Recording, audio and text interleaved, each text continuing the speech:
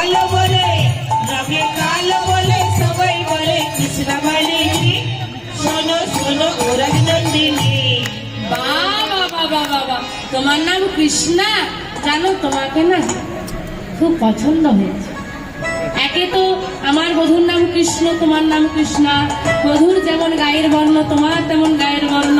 আবার আমার বধূ আমাকে ছেড়ে চলে গেছে জানো, তাই মন খুব খারাপ ছিল। তুমি সামনে আসা মাত্র হৃদয়টা পুরো শীতল হয়ে গেছে। এই যে শোনো না, তোমাকে আমার ভারী পছন্দ হয়েছে, তুমি আমার সঙ্গে সই পাতাবে? এইবার মালিনী বলছে সই পাতাতে পারি, 3টে শর্ত আছে।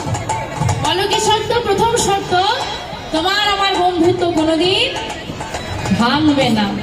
টাকা থাকলে কত বন্ধু, বিপদে পড়ে দেখো নিজের ছেলেও পর হয়ে যায়। এই বুড়ো বাপ এবার মরলে বাঁচি আর কদিন চালাবে। ভালো সময় কত বন্ধু, কত আত্মীয় পরিজন, আর যেই না বিপদে পড়েছি কেউ পাশে, একমাত্র ওই বন্ধু পাশে থাকে। তাই আমার সঙ্গে বন্ধুত্ব করতে হলে এমন বন্ধুত্ব করো, সুখের দিনেও আমাকে যেন মনে থাকে আর দুঃখের দিনেও আমাকে যেন মনে থাকে।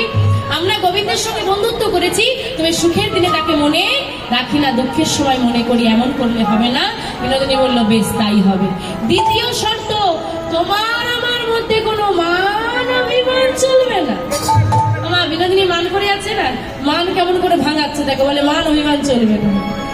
তুমি আমার থেকে মুখ ফিরিয়ে থাকতে পারবে না, আমি তো তোমার থেকে মুখ ফিরিয়ে থাকবো না। বেশ তাই হবে। এই নাও সত্য সত্য সত্য। আজ থেকে তুমি আর আমি সই। আমার মালিনীর সঙ্গে কারা কারা সই পাঠিয়েছেন একটু দুবাহু তুলে দেখান। শ্রী গুরু নিতাই গৌর সীতানাথ মান। এই যে সবার কথা বলা শেষ হয়ে গেছে, সব মিটে গেছে।